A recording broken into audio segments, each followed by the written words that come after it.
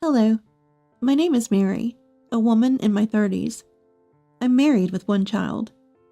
My husband is younger than me and the eldest son in his family. He has a much younger brother. My husband Tom and his brother Jim have a significant age gap, and since I'm older than my husband, I didn't interact much with Jim, who is much younger. Jim and his wife Linda had a shotgun wedding and got married before us, but they never had a ceremony. I hardly ever speak to Linda, who is 12 years younger than me. I never imagined that Jim and Linda would cause such an uproar. One Friday afternoon, out of the blue, I got a call from my mother-in-law, Kate. About Jim's wedding this weekend. What time is your dress appointment? The venue's parking isn't very spacious, so if your appointment is close to ours, why not come with us? That was the moment I found out Jim was having a wedding ceremony. It was the biggest surprise of my life. I explained the situation to Kate, and she was just as shocked. I'll get in touch with Jim and call you back. I messaged Tom, but he was busy and took a while to respond. I thought if I wasn't originally invited, it would be sad, but I'd understand. However, if I was expected to attend, I couldn't relax as I needed to go to my parents' house to pick up my dress. An hour later, Tom replied, equally surprised. He said he'd contact Jim and Kate. I was confused about preparing a cash gift as well. What about the cash gift? I asked Tom, and this was his response. When Jim got married, I already gave them $1,000, and when I told Linda to let us know if they needed anything, she said they wanted a fridge, which we bought. So, do we need to give another cash gift now? His question left me puzzled. An hour later, Kate called again. The reception is this Sunday. It's just one train stop from you and Tom's place. Linda wanted to save on postage for the invitation, so she tried to deliver it by bike. But with 4 kids, she couldn't manage it, and it got left undone. When I confronted Jim, he said it was Linda's idea to have the ceremony, and he left all the planning to her, so he didn't think you didn't know about it. I could hear the astonishment in Kate's voice. If it weren't for her call, we would have missed the ceremony. I had met Linda at Jim's place a month ago when I delivered a gift, since she couldn't visit her parents. I wish she had mentioned the ceremony and the invitation then. It left me feeling a bit frustrated. Jim called Tom directly to apologize, but we didn't hear anything from Linda. I couldn't help but want to ask if they really wanted us, Tom and I, to come.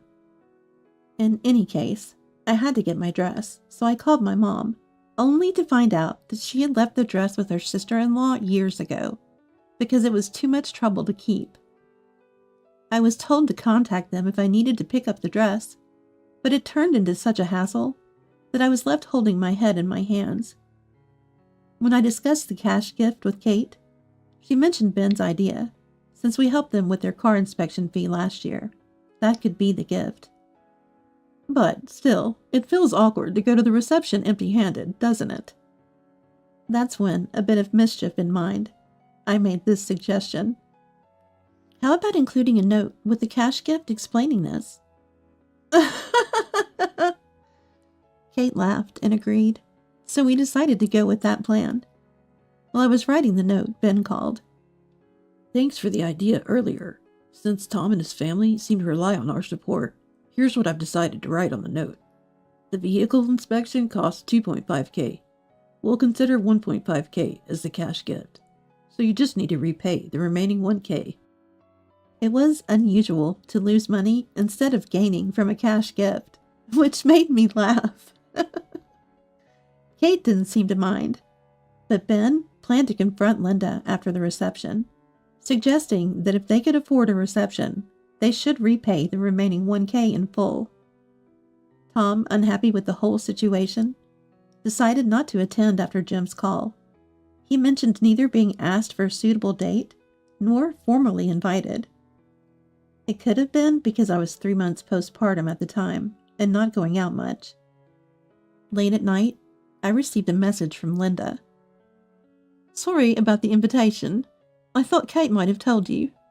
Do you need a reservation for your dress? It's around $180. She seemed unaware that we hadn't talked to Jim and didn't know we were not attending, so I replied, I don't have a dress at home, so it's impossible to prepare in one day, and we really can't attend. Tom has already informed Jim. Shortly after, I received a reply. I heard from Tom. Since he can't be persuaded, I'm asking you, Mary. If you don't show up, there might be a cancellation fee. I'll check tomorrow. Anyway, you need to decide about the dress appointment tomorrow morning. Hair and makeup will be an additional $100. I'm going to be blunt. Inviting us to a reception just 2 days in advance is unreasonable. You have an infant too, so you should understand the difficulty, right? After showing Tom the exchanges with Linda, he was furious and called Jim. The venue is new, and we want it as a free monitor, so there's no cancellation fee. If it's free, did you make sure to tell the guests they don't need to give cash gifts? I told my friends. Anyway, you're also at fault for leaving everything to Linda.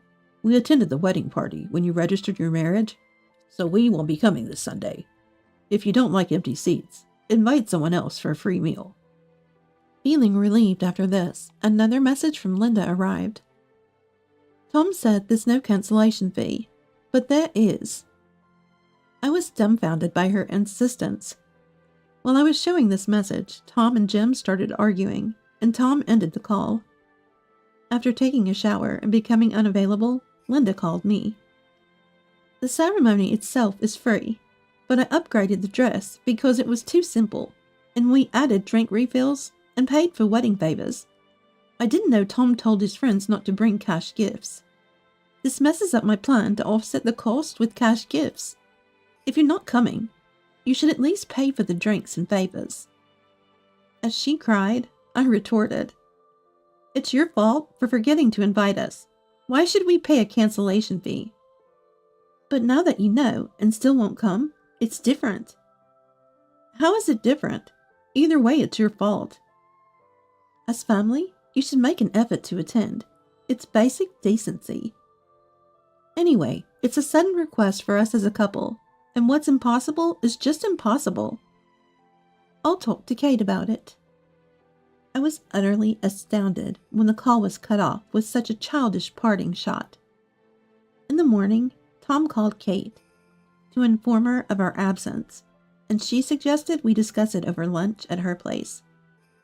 Regarding the additional costs Linda mentioned, Jim seemed unaware and furious. I was against having a reception in the first place. I agreed only because it was a free campaign. I didn't know about extra charges. If it costs money, I don't want it. We couldn't save money for the car inspection despite knowing the date, so Dad paid. It's wrong to have a reception without repaying that first. Jim had lost all enthusiasm for the reception. Upon arriving at the in-laws, Tom declared our decision not to go, and Ben agreed.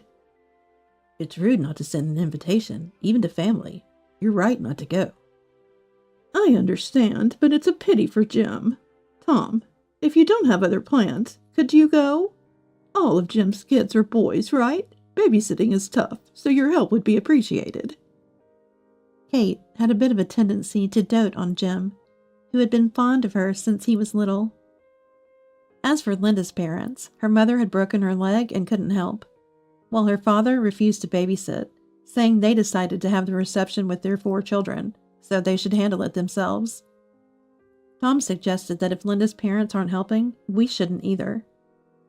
Mom is too lenient with Jim. Linda thinks she can get away with anything because of it. Ben agreed. But it's tough with 4 kids. Jim's shotgun wedding was his own doing. The lack of planning is evident. Even with unexpected twins, better planning would have prevented this babysitting issue. It's the result of poor organization, so you should skip it. Thanks to Ben, the matter was settled, and Tom called Jim to confirm our absence. Jim promised to talk to Linda. However, even after Jim's explanation, Linda called, still not convinced. The reception is free, but we need to follow the venue's guest count. It's important for Tom to attend as the eldest. You don't need to bring a cash gift, but we need you to cover the meal and favors. It's already tomorrow. Tom, you can't just cancel last minute. The lack of invitation was your responsibility. Consider it a lesson and handle it yourself. I'll talk to Kate about it. I won't change my mind, no matter what Mom says. You know that, right? Anyway, I'll talk to Kate. The call ended, but on the morning of the reception, Linda called Tom again. Sensing it was about the reception, and considering the early hour, Tom decided to answer, thinking there might be an important reason. It turned out Linda's friend had canceled, and she was asking if Tom could invite a childhood friend who lived behind his parents' house and knew Jim. I can explain the situation and invite them, but it's unreasonable to expect me to contact someone whose details I don't even know. Linda, sounding irritated, raised her voice. That's why I'm asking you, Tom. Tom, usually not the one to get angry, was visibly upset. If someone cancels at the last minute, it's probably due to illness or a more urgent matter. It's not necessary just to fill the numbers. There couldn't be anyone else who forgot to send invitations like us. After Tom's sarcastic remark, Linda stumbled over her words and fell silent. Apparently, she hadn't sent invitations to local friends either, trying to save on postage. I don't know when the reception starts, but you must be busy preparing to leave the house, so I'll hang up. Despite being a man not easily swayed by emotions, Tom received no more calls from Kate urging attendance. I received a message from Kate with a photo attached from inside the chapel, indicating that the reception had started. Kate is someone who enjoys chatting and often sends casual conversation messages. Unintentionally, I ended up learning about the state of the reception. The ceremony in the chapel, starting at 11 a.m., was open to all, with the reception following at 12 p.m. At the chapel ceremony, only the parents from both families, Linda's relatives, and 3 of Jim's friends were present. Kate was worried whether anyone would actually show up for the reception. There were only 2 tables on the groom's side, and Kate felt sorry for Jim. Linda's mother, who had fractured her leg, was in casual clothes, which led Linda's father to wear a regular suit. Can you believe it? Linda's relatives are all in regular dresses. No one even has their hair done. It's usually the bride's friends who attend the chapel ceremony. Who will catch the bouquet? They didn't forget to send invitations like us, did they? Ben looks upset, sitting there expressionless and silent. It looks like it's going to be a quiet meal. The reception moved to the main venue, where Jim's side had only 2 tables, filled by 3 friends and the in-laws. And it seems our family was supposed to make up the 3rd table. And then we sat down. There were 2 kids' chairs between Ben and me, and 2 baby beds on the other side. Looks like we were expected to watch the kids. Ben's about to lose it. And the bride's side friends? It's only your family with 3 kids, and 1 table is empty. They're late. Eventually, Ben managed to get Linda's parents to help with the babysitting. 2 carrying large bags sat down at Linda's empty table, giving Kate some relief. I thought it was props for a performance, but I guess it got canceled due to time constraints. When Kate mentioned this to Ben about Linda's friends' bags, Ben, still angry, commented, That looks more like shopping bags from a bargain sale. Kate sent another message saying she had become expressionless again. She later sent a photo she took with Jim, where she was smiling broadly, while Jim looked expressionless. Kate, being rather obvious, seemed to think the reception went well. I got an email from Jim. He's coming to our house today. Why don't you and Tom join us for dinner? She seemed unaware of the potential for conflict. I showed Tom Kate's message, and he decided to go to his parents' house to talk with Jim and Linda, asking me to stay home. At 6 p.m., they gathered at the in-laws' house. I waited at home, but Tom filled me in later. The additional charges Linda incurred for the reception were because the wedding planner had assured her they could be offset with cash gifts. In reality, cash gifts had already been given at the time of their marriage registration. There were none from the relatives. Although Jim's friends were told they didn't need to bring any, they each brought $100. Linda's friends, thinking the reception was canceled because they didn't receive invitations, had made other plans after being informed at the last minute. The only two of Linda's friends who attended thought they were stopping by after shopping, having been asked to speak or consult. As a result, they only collected $600, not enough to cover the additional charges. They reportedly asked Ben if they could pay the $1,000 car inspection fee in installments. Linda, in tears, said the reception was a disaster and blamed herself. When Tom pressed for an explanation about the lack of invitations and phone calls, Jim gave this reason. I didn't particularly want to do it myself, so I thought if I called Tom, it might seem like I was eager to. Linda said she would handle the invitations, so I left it to her. You totally abandoned something you decided to do as a couple. It's your fault for prioritizing your feelings and neglecting what needed to be done. The same goes for the car inspection payment. You left all the financial management to Linda, which led to this situation. Every month she complained about being in the red, so when I took over the finances, it seemed too hard for her. She threatened to divorce me and went back to her parents' home. Even Linda's mom scolded me then. Tom later said Jim liked beautiful women and children, so he didn't want a divorce, but he regretted not allowing it, given this outcome. Linda is so beautiful that if there were 10 people, all 10 would say she's pretty. Having only 2 sons, Kate had longed for a daughter. She, like Jim, favored beauty, so she was very fond of Linda. Kate is essentially someone who can't say no when asked for help, and always tries to act for the benefit of others.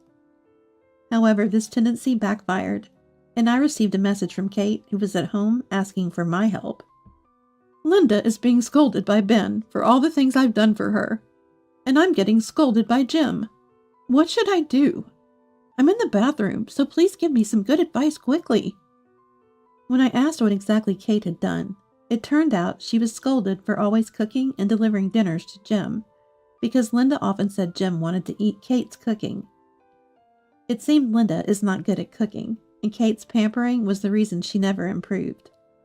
Kate then had to return to the discussion, and I received no further replies. According to what Tom told me, Kate was reprimanded by Jim with these words. Didn't you think about teaching her instead of just giving her food? She was always happy with the same seasoning as yours. I thought it was unfair to blame Kate for being kind. It seemed like the indulgence was on their part, not Kate's. Ben seemed to feel the same, and the discussion concluded like this. I think it's not bad that Kate likes to be relied upon and often takes on various tasks. It's better than pushing responsibilities onto others. However, it's different when family members exploit that. We don't want Kate's nature to be taken advantage of. Why didn't anyone think of teaching instead of just doing? That's something I should say, not you, the husband who let it happen. As a result of the discussion, Ben agreed to cover the additional cost of the reception. Tom was angry, calling it too lenient, but they concluded it was better for Ben to front the money and have Jim repay it on payday. It was decided that if Jim couldn't pay for the car inspection, Ben wouldn't lend him money again, and he would have to give up the car. Finally, when asked why they were continuously in the red, it was revealed that Linda had joined a mom's group. She had been dressing her kids in trendy brand clothes popular among the group, leading to considerable expenses. Some friends who didn't attend the reception were part of this group, leaving Linda quite disappointed. She decided to leave the group after this incident. Following this, Linda began to control her spending to some extent, and tried not to rely too much on Kate. She also didn't demand cancellation fees from us, Tom and me. This time, Ben and Tom's intervention was a significant help, and I am encouraged to speak up more in the future.